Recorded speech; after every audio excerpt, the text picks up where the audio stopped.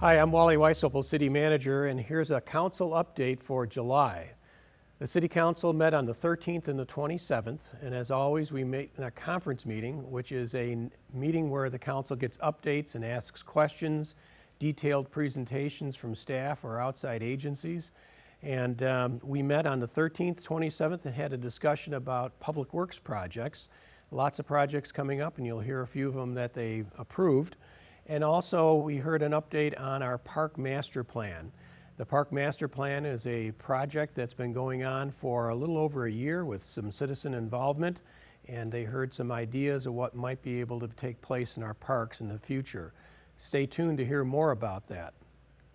At the regular council meetings, the City Council approved a 2019 street project. The 2019 street project is the streets that surround City Hall and 69th Avenue in that area. And those streets will be reconstructed, and the bids were approved, and construction will start later this summer. And the 2021 street project was authorized to have a study completed. This is the area just north of the Medtronic headquarters off of 694 and the high school. And what takes place is that an engineering study is done to make sure that the work truly does need to be done, and estimates of cost are made, and look for a report back to the City Council later on in this summer, at which time consideration will be made to approve the project for 2021. The City Council also approved the last step for the removal of the University Avenue fence, and work has already begun. The City Council approved that and had a ceremonial fence cutting not too long after that. This is a project that's been long on the council's agenda. As you know, the unsightliness of the fence was the worst thing, and the City Council is happy to see that come down.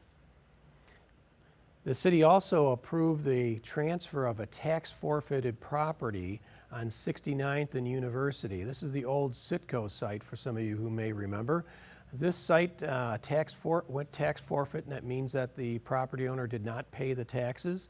And it's a vacant site right now, and what the city did was took a use deed, and that use deed will allow us to not have to pay anything for the property, and we could use it for transportation purposes. We can put up some benches there, etc., but you won't see any commercial buildings going in there because the site is so small.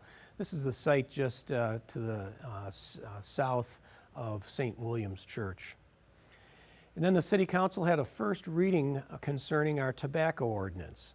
Now, the federal law and the state laws have already changed, making it illegal to sell tobacco to anyone under the age of 21.